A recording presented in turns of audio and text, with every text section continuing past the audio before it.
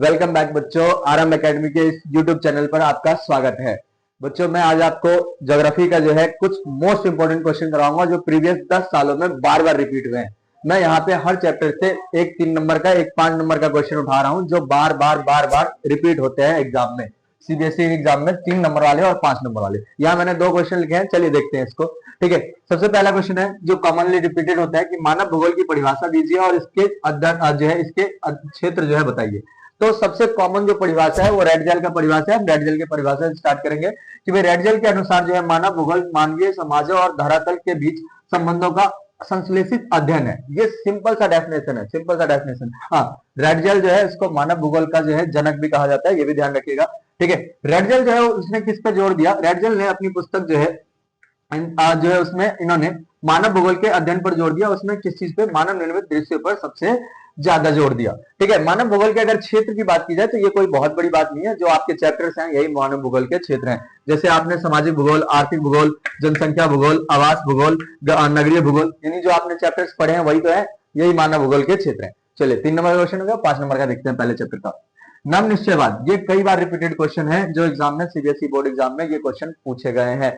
सबसे पहले इसका इंट्रोडक्शन बनाते हैं। मानव प्रकृति संबंधों का अध्ययन के लिए जो है 3 मानव भूगोल के 3 जो है वो बताए गए हैं, जो है विचारधारा बताएंगे। सबसे पहले निश्चयवाद, जो निश्चयवाद जिसमें मानव जो है उसका प्रकृतिकरण होता है, यानी कि मानव प्रकृति में कोई बदलाव नहीं करता, प्रकृति के अनुसार ही चलता है। संभववाद, जिसमें मानव क्या करता है? प्रकृति के मत बदलाव करता है, संभावनाएं तलाशता है।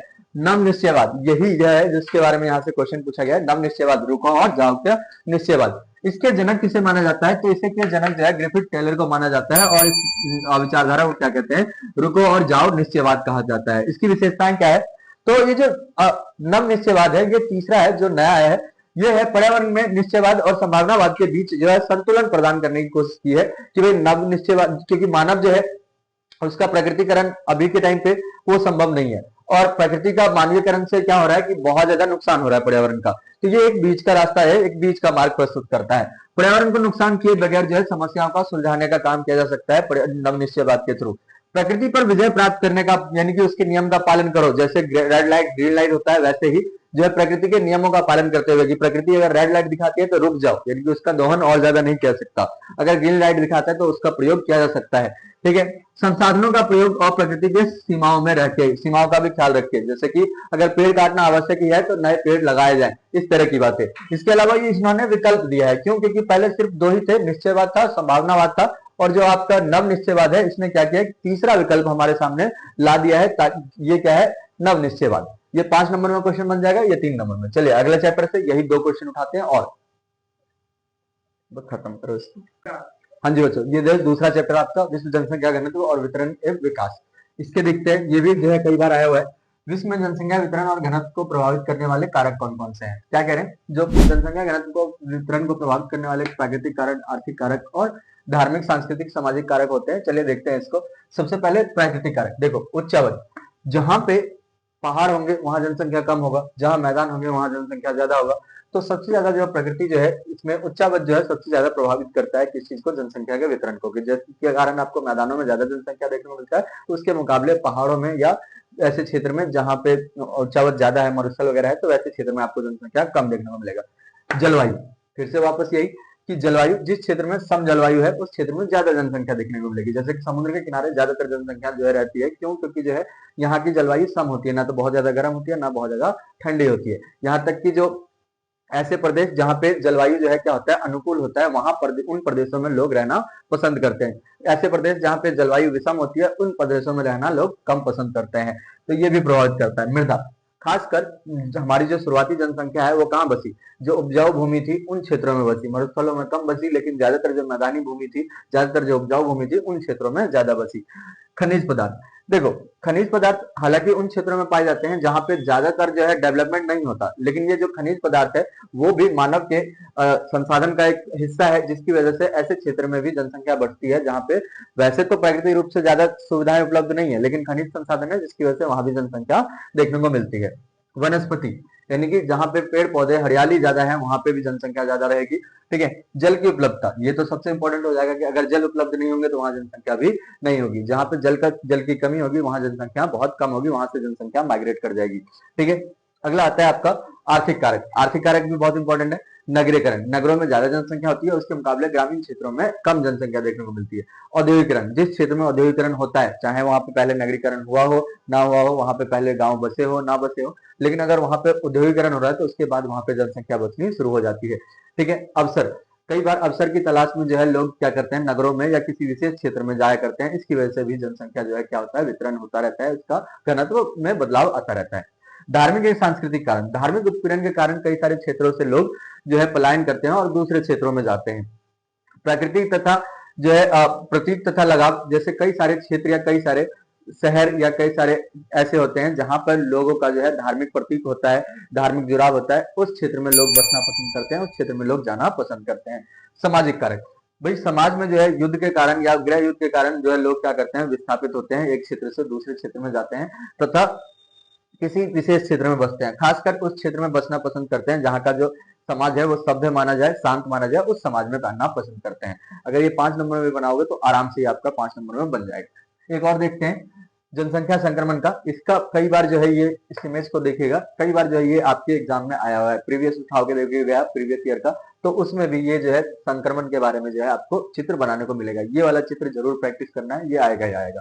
ठीक है। इसको देखते हैं, संक्रमण का सिद्धांत क्या है। संक्रमण का सिद्धांत यह है कि ग्रामीण या खेतिहर जनसंख्या जो ज्यादा शिक्षित नहीं है, ज्यादा डेवलपमेंट नहीं है, ठीक है, और ऐसी जो जनसंख्या है उसका संक्रमण किस रूप में होता है, उसका संक्रमण जो है जब नगरीय या औद्योगिकरण शिक्षा के रूप में होता है तो उसमें कई सारी अवस्थाएं होती हैं जिसको पार किया जाता है। ये कौन कौन सी अवस्थाएं हैं? पहली अवस्था है जिसमें उच्च जन्म दर होता है, उच्च मृत्यु दर होता है, और जो वृद्धि होती है वो धीमी होती है। क्यों होता है उच्च दर मृत्यु दर ज्यादा, क्यों होता है? क्योंकि जो है डेवलपमेंट नहीं हुआ है, तो ऑब्वियस सी बात है हेल्थ फैसिलिटीज नहीं होगी और बाकी सारी सुविधाएं नहीं होगी। यहाँ पे जीवन प्रत्याशा भी बहुत निम्न होगा क्योंकि इलाज नहीं होंगे तो जल्दी लोग मारे जाएंगे। इसके अलावा जो बड़े परिवार है यही संपत्ति माना जाएगा कि जितना ज्यादा बड़ा परिवार है उतनी ही बड़ी संपत्ति मानी जाएगी। हालांकि ये जो है सबसे लेस डेवलप है या बिल्कुल ही डेवलप नहीं है।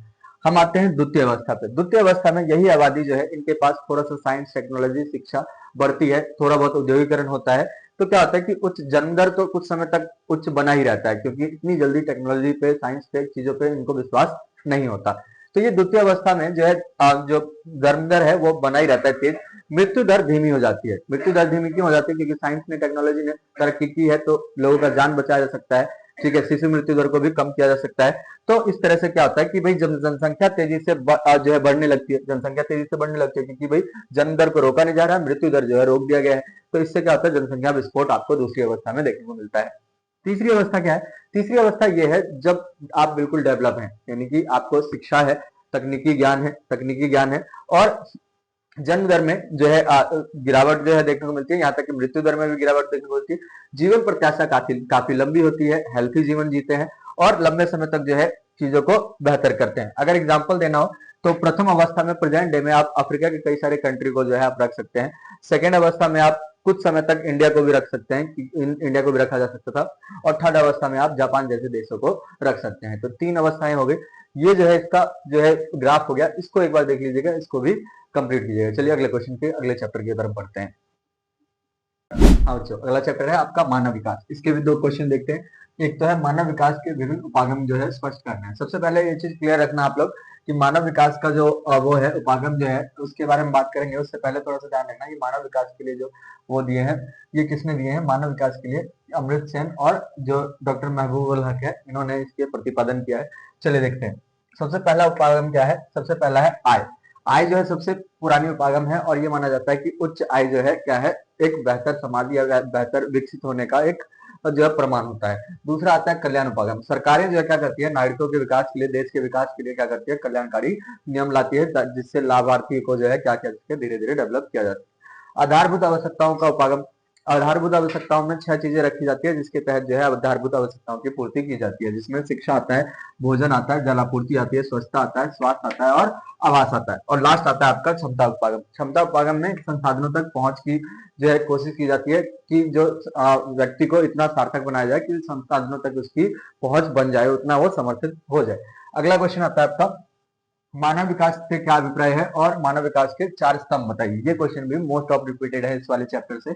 सबसे पहले क्लियर करते हैं कि डॉक्टर महबूबुल हक जो है इन्होंने ही मानव उपागम के जो है डेफिनेशन दी है। क्या डेफिनेशन है? यानी मानव के ऐसे विकास से है जो जिसमें लोग अपने जो है विकल्पों की वृद्धि होती है। लेकिन मानव विकास का जो उपागम है, सॉरी, मानव विकास जो है उसमें महबूब उल हक क्या कहते हैं कि भाई विकल्पों की वृद्धि, यानी कि व्यक्ति जो है उसके विकल्पों की वृद्धि, जिससे क्या है उनके जीवन में सार्थक व्यवहार बदलाव आए, सुधार आए। ठीक है, इसके चार स्तंभ है, जिसमें सबसे पहला आता है समता। यानी व्यक्ति जो है अगर उसके विकल्पों में वृद्धि करनी है तो सबसे पहले उसके लिए जरूरी क्या होगा, समता जरूरी होगा। समता जरूरी होगा क्योंकि भारतीय जैसे समाज में भेदभाव पहले से ही रहे, तो इसलिए जो है समाज में समानता जो है सबसे जरूरी है, भेदभाव को समाप्त करना सबसे जरूरी है। दूसरा क्या है, अवसर की समानता, चाहे वो लिंग के आधार पर हो, चाहे जाति के आधार पर हो, किसी भी आधार पर हो, ऐसा भेदभाव ना हो, उन सभी के साथ जो है क्या है, अवसर की समानता रखी जाए। दूसरा क्या है, सतत पोषणीय विकास। सतत पोषणीय विकास मानव विकास का एक पहलू है। इसमें उपागम में हम क्या देखते हैं कि भाई स्तंभ में से सबसे महत्वपूर्ण है कि भाई अवसर की उपलब्धता हो सभी के लिए। यहां तक कि जो अवसर उपलब्ध किए जा रहे हैं तो उसमें भावी पीढ़ी को भी मद्देनजर रखा जाए, भावी पीढ़ी को भी ध्यान रखा जाए कि कहीं संसाधनों का दोहन ना किया जाए, कहीं ऐसा ना किया जाए कि भावी पीढ़ी के संसाधन को समाप्त कर दिया जाए, उसके दोहन कर दिया जाए, इसका भी ध्यान रखना होता है। ठीक है, और उसके हिसाब से विकास करना होता है। उत्पादकता, उत्पादकता में मानव श्रम जो है उसको सार्थक बनाया जाता है, ऐसे सार्थक बनाया जाता है कि वो कंटिन्यू उत्पादन करता रहे। उसमें जो है क्या करना होता है, ज्ञान को बढ़ावा देना होता है, बेहतर चिकित्सा देनी होती है ताकि जो है प्रोडक्टिविटी में कमी ना आए, ज्ञान में जो है बढ़ावा होता है, चिकित्सा में जो है सेवा देनी होती है ताकि प्रोडक्टिविटी में कमी ना आए। नेक्स्ट आता है सशक्तिकरण। आर्थिक सामाजिक रूप से जो है क्या करना पड़ता है, आपको समाज को सशक्त करना होता है, मजबूत करना होता है। कैसे, तो जो समाज के जो पिछड़े वर्ग है उसे समर्थन सार्थक बनाना होता है, उसको शिक्षा के जरिए, स्वास्थ्य के जरिए, सुविधाओं के जरिए उसे सार्थक बनाना होता है। यही जो है आपके चार सशक्तिकरण, चार जो है मानव विकास के स्तंभ है। ठीक है, चलिए अगले क्वेश्चन, अगले चैप्टर की तरफ। हाँ जी बच्चों, अगला चैप्टर है आपका प्राथमिक क्रिया। यहाँ से भी दो क्वेश्चन उठाते हैं। पहला क्वेश्चन है आपका, डेयरी कृषि की सफलता किन बातों पर निर्भर करती है। डेयरी कृषि क्या होता है बच्चों, डेयरी कृषि है जिसमें विशेष प्रकार की कृषि है, जिसमें जो है पशुओं का जो है क्या किया जाता है, पाला जाता है। पशुओं को पाला जाता है दूध के लिए, और उनके स्वास्थ्य का, उनके प्रजनन का, चिकित्सा का विशेष ध्यान रखा जाता है। ये है आपका डेयरी कृषि। डेयरी कृषि जो है उसमें अधिक पूंजी की आवश्यकता होती है। पूंजी की आवश्यकता होती है क्यों, क्योंकि जो भाई इनके पशुओं के छप्पर बनाने होते हैं, घास संचित करनी होती है। इसके अलावा भंडारण का उत्पादन, जो दूध का भंडारण है और बाकी सारी चीजें हैं, उनके लिए जो है अधिक पूंजी की आवश्यकता होती है। ठीक है, इसके अलावा इनके स्वास्थ्य में भी, इनके बाकी चीजों में, दवाइयों में भी पैसा अच्छा खासा लगता है। श्रम की बात करें तो इनका देख रेख करना, इनको चढ़ाना, इनके दूध निकालना, बाकी सारे काम करना, इसमें भी जो है अच्छा खासा जो है श्रम लगता है, जिसकी वजह से आपको कई सारे लेबर रखने पड़ते हैं जो क्या करें, इन काम को करें। ठीक है, इसके अलावा नगर और औद्योगिक क्षेत्र में जो है यातायात के साधन होने चाहिए ताकि जो है यहाँ के जो उत्पाद है वो आसानी से पहुंचाया जा सके। बाजार जो है ये उसके निकट होता है। बाजार के निकट होने का कारण क्या है, क्योंकि बाजार में सबसे ज्यादा जो है ताजे दूध की और डेयरी उत्पाद की आवश्यकता होती है, और उसे जल्द से जल्द पहुंचाए जाने की आवश्यकता होती है, इसलिए आपको बाजार के निकट देखने को मिलेगा। इसके अलावा जो प्रमुख क्षेत्र हैं वो कौन से, कनाडा हो गया, न्यूजीलैंड हो गया, पश्चिमी यूरोप हो गया, ऑस्ट्रेलिया जैसे देश जो है इसके प्रमुख निर्यातक देश हैं, प्रमुख देश हैं। चलिए अगला क्वेश्चन देखते हैं, रोपण कृषि। रोपण कृषि क्या है, तो रोपण कृषि जो है ऐसी कृषि जिसमें जो है एक फसल को लगाया जाता है, जिसमें चाहे वो कोको हो, कॉफी हो, चाय हो, रबड़ हो, कपास हो, गन्ना हो, केला हो, अनानास हो, कोई भी फसल हो, ये लगाए जाते हैं। ठीक है, ये जो कृषि है ये बागानी कृषि भी कहलाता है, और इसमें आकार जो है काफी बड़ा होता है। ठीक है, इसमें पूंजी निवेश की ज्यादा आवश्यकता होती है, क्योंकि बड़े बड़े क्षेत्र में आप एक साथ जो है वो कर रहे हो, फसल लगा रहे हो, तो इसमें ज्यादा पूंजी की आवश्यकता और ज्यादा देखभाल की आवश्यकता होती है। इसमें पूंजी और भी काम के लिए चाहिए होता है, जैसे कि कीटनाशक वगैरह जो होता है, या बाकी सारी चीजें जो होती हैं उसके लिए भी पूंजी की आवश्यकता होती है। इसके तकनीक और वैज्ञानिक विधियों का प्रयोग किया जाता है। इसमें अलग तरह के जो हाइब्रिड बीज का प्रयोग किया जाता है, अलग तरीके से जो है खेती की जाती है, पॉली हाउस वगैरह जो है जैसे आपने देखा होगा, उस तरह की चीजों का निर्माण किया जाता है। तो वैज्ञानिक तकनीकों की आवश्यकता होती है, उच्च प्रबंध और तकनीक के साथ जो है इस विधियों का प्रयोग करते हैं। इसके अलावा एक फसलीय कृषि होती है जिसमें एक मुख्य फसल लगा दिया जाता है, चाहे गन्ना हो, कॉफी हो, कोई भी हो, एक मुख्य फसल लगा दिया जाता है, उसके ऊपर विशेष रूप से ध्यान दिया जाता है। श्रम की आवश्यकता होती है, ऑब्वियस सी बात है कि जब इतने बड़े क्षेत्र में जब कृषि करेंगे तो श्रम की सबसे ज्यादा आवश्यकता होगी, तो श्रम की आवश्यकता होती है, और जो आसपास के क्षेत्र होता है, स्थानीय क्षेत्र होता है, उसी से श्रम को पूरा कर लिया जाता है। परिवहन के साधन जो है, बागान से बाजार को जोड़ने के लिए सुचारू परिवहन जो है होने चाहिए। वो किसी भी रूप में हो सकता है, स्थल मार्ग में हो सकता है, या अन्य तरीके से हो सकता है, स्पेशली स्थल मार्ग में ही देखा जा सकता है। और ये जो क्षेत्र, ये जो कृषि है, ये ज्यादातर विकसित देशों में होता है। किस देशों में, यूरोप के विकसित देशों में, अमेरिका जैसे विकसित देशों में आपको ये देखने को मिलता है, रोपण कृषि बड़े पैमाने पे जो किया जाता है। बाकी जो छोटे मोटे रोपण कृषि है वो आप बाकी अन्य क्षेत्रों में भी देखने को मिल जाएगा। चलिए अगले चैप्टर करते हैं, अगले चैप्टर की तरफ बढ़ते हैं। ये है आपका द्वितीय क्रिया। द्वितीय क्रिया से कुछ इंपॉर्टेंट क्वेश्चन आते हैं बच्चों, थोड़े से ज्यादा आते हैं इस वाले चैप्टर से क्वेश्चन। तो कुछ क्वेश्चंस मैंने लिए हैं थोड़ा सा शॉर्ट में करके, लेकिन ये सारे क्वेश्चन इंपॉर्टेंट है आपके। इसमें से सबसे पहला क्वेश्चन आता है कि भाई उद्योग की स्थापना को प्रभावित करने वाले कारक। सबसे कॉमन क्वेश्चन है इस चैप्टर का कि उद्योगों को प्रभावित करने वाले कौन कौन से कारक हैं। तो इन कारकों को हम दो भागों में बांटते हैं, भौतिक कारक और मानवीय कारक। भौतिक कारक में कि भाई कच्चे माल की उपलब्धता जो है वो डिपेंड करता है कि उद्योग स्थापित होगा नहीं होगा। ठीक है, अगर कच्चा माल उपलब्ध नहीं है तो ऑब्वियस सी बात है वहां पे उद्योग स्थापित नहीं होगा। दूसरा है अनुकूल जलवायु। अनुकूल जलवायु यानी कि ऐसी जलवायु जिसमें जो है काम कर सके या फिर जो प्रोडक्ट हो वो जल्दी खराब ना हो, इस टाइप की चीजें जो है देखने को मिलती है। जल की उपलब्धता, ऑब्वियस सी बात है कि जहाँ उद्योग होगा वहां जल की उपलब्धता होगी, साथ के साधन यानी बिजली वगैरह जो है मौजूद होने चाहिए। इसके अलावा कुछ मानवीय कारक है, यानी कि श्रम उपलब्ध होना चाहिए, पूंजी होनी चाहिए आपके पास, परिवहन के अच्छे साधन होने चाहिए, कुशल परिवहन होना चाहिए, बाजार जो है वो उसकी निकटता होनी चाहिए, और सरकारी नीतियां भी किस चीज को फेवर करती हो, उद्योग को स्थापित करने के लिए फेवर करती हो। तो ये सारी चीजें कुल मिलाकर किस चीज को डिपेंड करती है, उद्योग को प्रभावित करने वाले कारक हैं जो उद्योग को स्थापित करने के लिए डिपेंड करती है। ये क्वेश्चन 5 नंबर में आता है। आप इसको दो दो लाइन में एक्सप्लेन करोगे तो अच्छा खासा ये 5 नंबर का क्वेश्चन आपका बन जाएगा। अगला देखते हैं, स्वच्छंद उद्योग क्या होता है और इसकी क्या विशेषताएं होती है। बच्चों ये ऐसे उद्योग होते हैं जिसमें पर्टिकुलर किसी एक कच्चे माल की आवश्यकता नहीं होती है ना, किसी एक कच्चे माल पर ये निर्भर नहीं होते, ये स्थानों पर जो है स्थित व्यापक विविधता के आधार पर जो है ये उद्योग स्थित होते हैं, और इसमें संगठन जो है वो पुर्जों पर निर्भर होते हैं, छोटी छोटी चीजों को जोड़ तोड़ के ये बनाते हैं।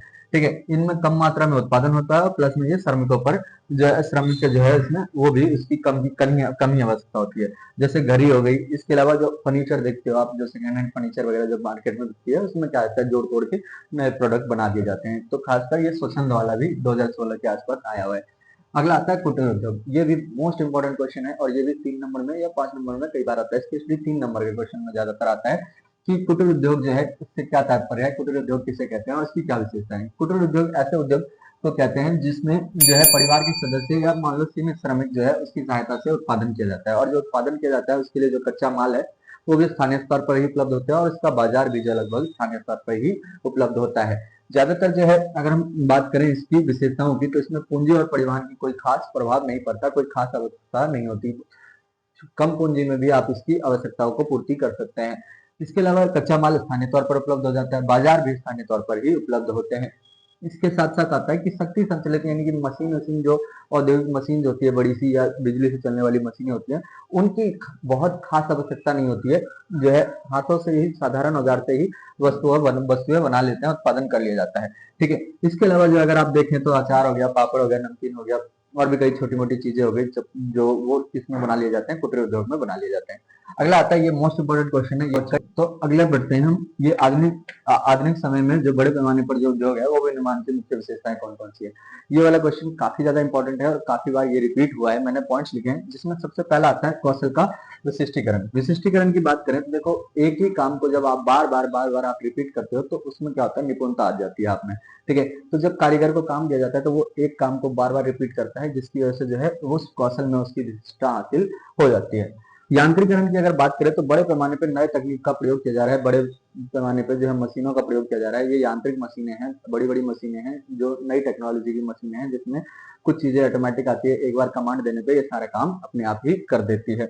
ठीक है, इसके अलावा जो आता है प्रौद्योगिकी नवाचार। प्रौद्योगिकी नवाचार में हम क्या देखते हैं कि भाई जो कई सारी चीजें हैं, कई सारी चीजें जो यंत्र की गुणवत्ता को बढ़ा देता है, यंत्र की गुणवत्ता को बढ़ाने के साथ साथ शोध ज्ञान और चीजें नई तकनीक पर जो है ये डिपेंड करता है।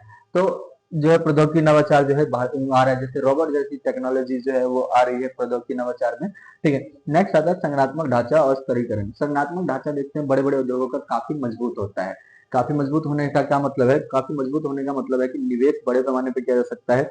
इसके अलावा जो है ज्यादा से ज्यादा कर्मचारी जो है उसमें जुड़ सकते हैं, ज्यादा से ज्यादा कर्मचारियों का प्रयोग किया जा सकता है।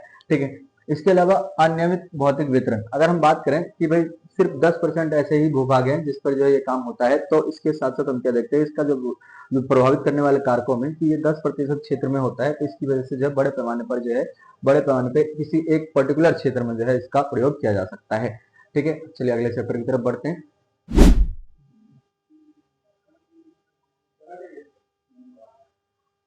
अंकीय विभाजन है ना, अंकीय विभाजन को देखते हैं कि भाई अंकीय विभाजन किस प्रकार जो है देश में परिलक्षित किए जाते हैं। तो क्या कह रहे हैं कि भाई जो पूरे विश्व में किस प्रकार ये परिलक्षित किए जाते हैं। चलिए इसके उसको देखते हैं, आंसर को देख लेते हैं।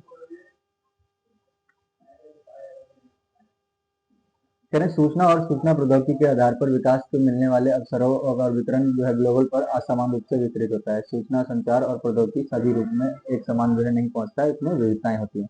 ठीक है, अब देखते हैं कि जो इस रेस में जो विकसित देश हैं वो तो आगे बढ़ चुके हैं। ठीक है, और जो विकासशील देश है वो कहीं ना कहीं पीछे रह गए हैं। ठीक है, आगे बढ़ते हैं कि ये जो ये है क्या बोलते हैं, देशों के बीच में जो ये विभाजन है, ये सिर्फ इनके बीच में नहीं होता, देशों के बीच में नहीं होता, बल्कि देश के अंदर भी ये विभाजन देखने को मिलता है। ठीक है, देश के अंदर कैसे देखने को मिलता है, तो जैसे रूस या भारत जैसे जो देश है, ये भी इनके अगर क्षेत्रों को देखें तो अलग अलग क्षेत्रों में अलग अलग तरह के जो है अंक के विभाजन देखने को मिलता है।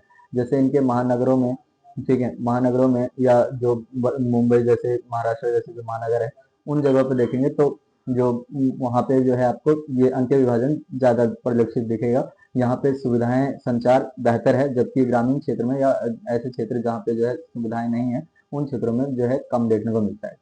चलिए भाई अगला क्वेश्चन करते हैं। अगला क्वेश्चन क्या है आपका, अगला क्वेश्चन है आपका व्यापार एवं वाणिज्य किस प्रकार से सेवाओं को जो है जन्म देते हैं। तो इसमें मैंने शॉर्ट क्वेश्चन उठाया है, ज्यादा लंबा इसमें मैंने आंसर नहीं लिखा है। ठीक है, व्यापार और वाणिज्य जो है स्थानीय तौर पर जो है वो और अंतर्राष्ट्रीय तौर पर दोनों करते हैं, जिसमें आपका संग्रहण आता है, संग्रहण और विपणन केंद्र आता है, जिसमें ग्रामीण और नगरीय बाजार दोनों आ जाते हैं। ठीक है, दूसरा आपका आपका जो है इसमें व्यापार में आता है, व्यापार में थोक और फुटकर दोनों आ जाते हैं। इसको मैंने शॉर्ट में किया है। आगे देखिए काफी इंपॉर्टेंट है। अगला आते हैं कि भाई भारत में किस प्रकार जो है चिकित्सा पर्यटन में अग्रणी देश बनकर उभरा है। यानी कि भारत जो है वो जो है मेडिकल साइंस की वजह से, किस चीज की वजह से, किस प्रकार अग्रणी देश के रूप में उभरा है, इसकी बात करते हैं। ये काफी इंपॉर्टेंट है।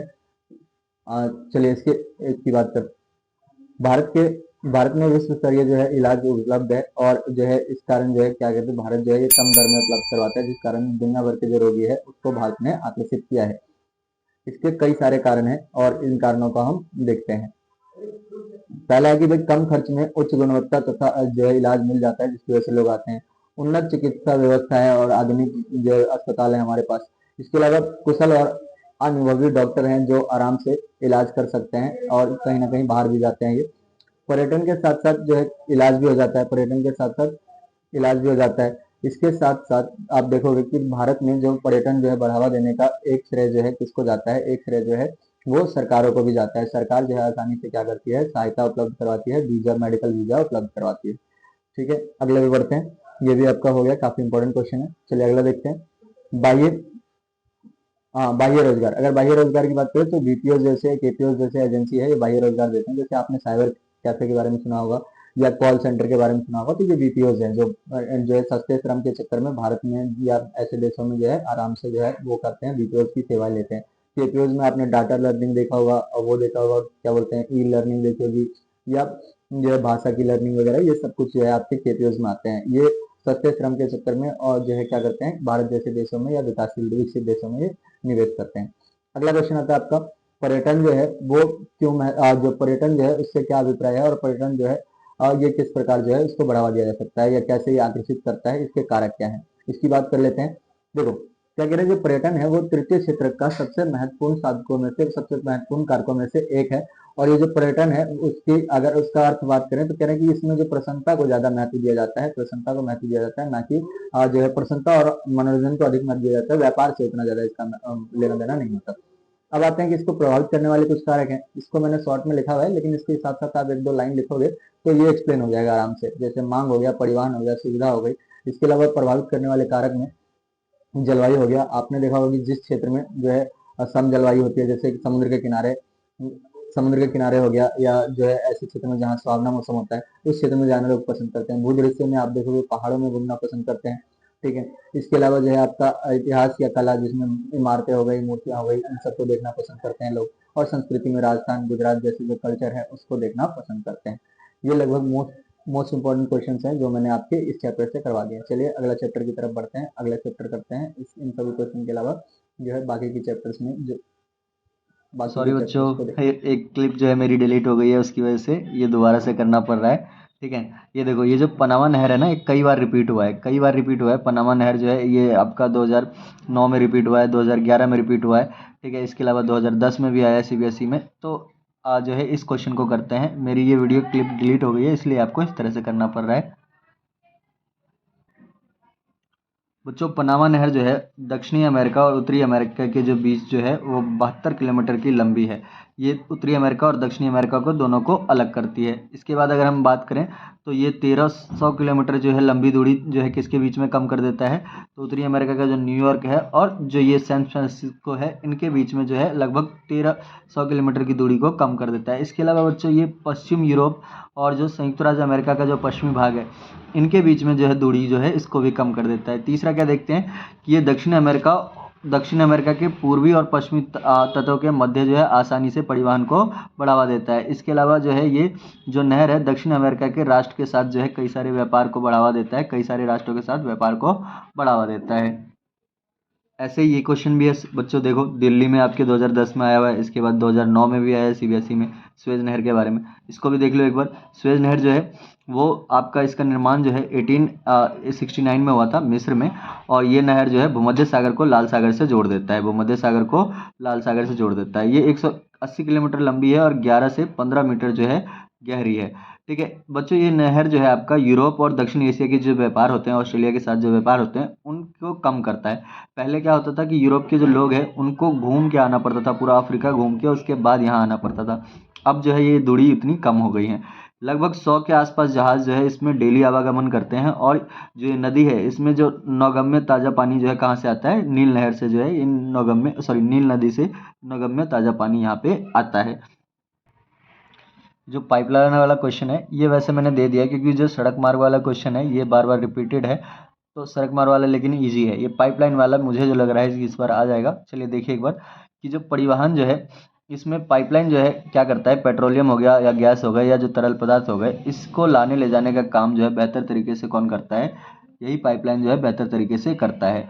अगर हम बात करें पाइपलाइन की तो कुछ इसके लाभ भी हैं तो कुछ इसके नुकसान भी हैं।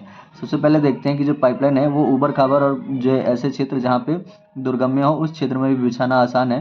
ठीक है, और नदियों के अंदर या समुद्र के अंदर भी इसको बिछाया जा सकता है। दूसरा जो है इसका संचालन और रखरखाव जो है वो कम खर्चे में हो जाता है। तीसरा जो है आपका इसमें गैसीय पदार्थ जो है उसका भी जो है सम्मान आप कर सकते हैं। इसके अलावा जो है तरल पदार्थ के साथ साथ गैसीय पदार्थ का भी जो सम्मान कर सकता है। इससे बेहतर साधन आपके पास उपलब्ध नहीं है जिसमें आप गैस का या तरल का जो है क्या कर सके, बेहतर तरीके से सम्मान कर सके। अगला आता है कि भाई इसमें ईंधन की बचत होती है और इसके साथ साथ जो है जो है आपूर्ति को नियंत्रण बनाए रखता है।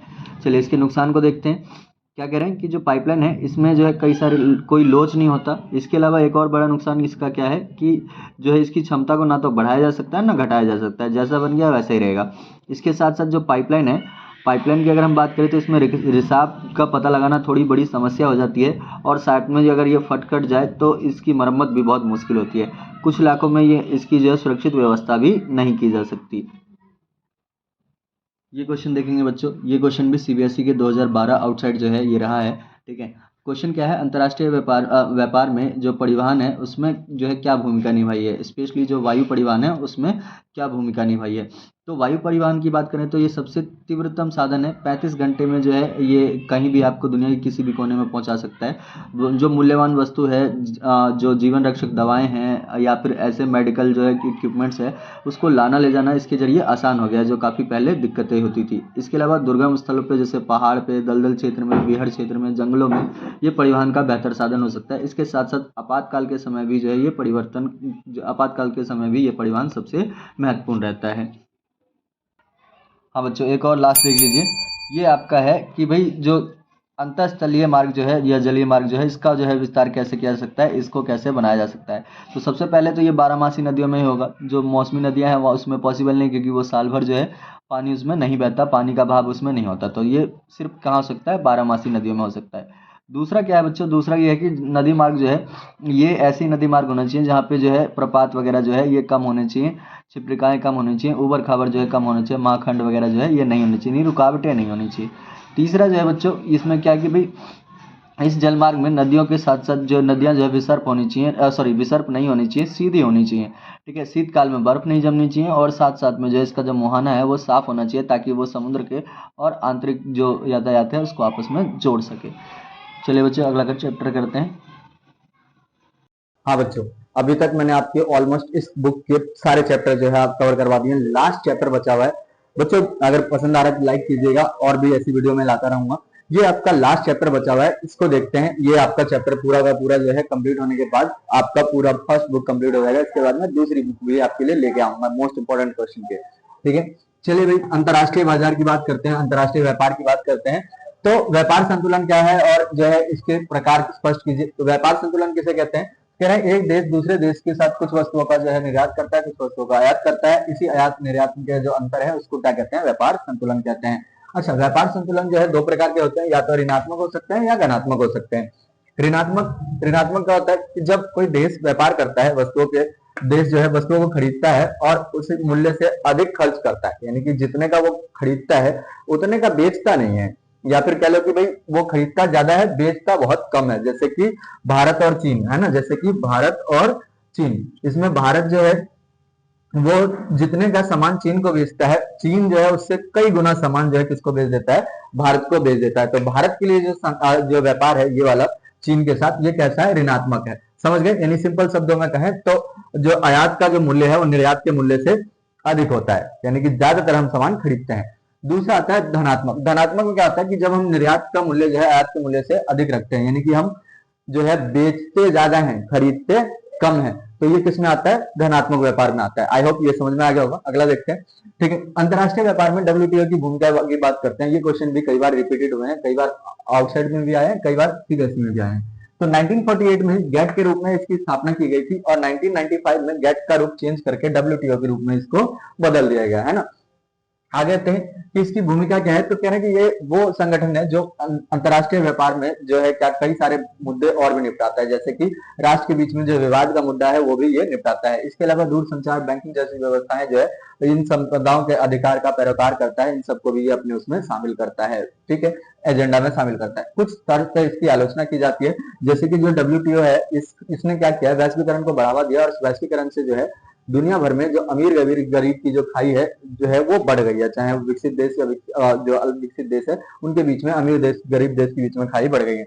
दूसरा ये कह रहे हैं कि जो विकसित देशों ने जैसा ये वादा करता है कि सभी एक दूसरे के लिए बाजार खोलेंगे, ऐसा विकसित देशों ने बाजार नहीं खोले अपने। इसके अलावा कुछ प्रभावशाली राष्ट्र जो है अमेरिका, चीन जैसे जो राष्ट्र हैं, यूरोप के, पश्चिम यूरोप के जो ज्यादा राष्ट्र हैं, उनका ही प्रभुत्व आपको इसमें देखने को मिलता है, स्पेशली अमेरिका का। इसके अलावा जो है इसने पर्यावरण और जो बाल श्रम या श्रमिक की स्वास्थ्य की जो व्यवस्थाएं हैं उसकी भी उपेक्षा करता है, कहीं ना कहीं उस पर भी ये खड़ा नहीं उतरता। तो ये इसकी आलोचना है। एक क्वेश्चन और है बच्चों, ये क्या है? ये बहुत इजी क्वेश्चन है। अंतरराष्ट्रीय व्यापार का आधार क्या होता है? तो कह रहे हैं कि विश्व में प्रत्येक देश जो है अन्य वस्तुओं के उत्पादन के विशिष्टीकरण प्राप्त करता है, यही क्या होता है? इसका आधार होता है, यानी कि डिफरेंट वस्तुओं का निर्माण करता है, ये किसका आधार होता है? व्यापार करने का। सबसे पहले राष्ट्रीय संसाधनों में विविधता होती है, अलग अलग देशों में अलग अलग चीजें पाई जाती हैं, जिसकी वजह से वो अपने देश की चीजें दूसरे देश में आराम से बेच सकते हैं। जनसंख्या का आकार भी डिपेंड करता है, जैसे भारत जैसा देश है वो बड़ा बाजार कहलाता है, क्यों? क्योंकि उनके पास जनसंख्या ज्यादा है। इसके अलावा आर्थिक विकास की अवस्था भी जो किस पे डिपेंड करती है? अंतरराष्ट्रीय व्यापार पे डिपेंड करती है। विदेशी निवेश जो है वो भी इस जो है आपके अंतरराष्ट्रीय व्यापार के बाद ही आपके देश में आता है। और परिवहन बेहतर करते हैं तो ही जो है किसी देश में अंतरराष्ट्रीय व्यापार का आधार मजबूत होता है। लगभग ऑलमोस्ट सारे चैप्टर मैंने करवा दिए हैं आपको इस बुक के। फर्स्ट बुक की कंप्लीट हो गई है। एग्जाम से पहले इसको बार बार देखिए, ये मोस्ट इंपोर्टेंट क्वेश्चन है। मैंने आपके लिए वो सारे क्वेश्चन उठाए हैं जो आपके या तो कॉम्पिटेटिव एग्जाम में आए हुए हैं या आपके सीबीएसई के बोर्ड एग्जाम में आए हुए हैं, कई बार रिपीटेड हुए हैं। उनमें से कई सारे क्वेश्चन ऐसे हैं जो प्रीवियस 10 सालों से रिपीट होते हुए हैं। तो मोस्ट इंपोर्टेंट क्वेश्चन है, बार बार वीडियो देखिएगा, लाइक कीजिएगा, शेयर कीजिएगा, सब्सक्राइब कर लीजिएगा।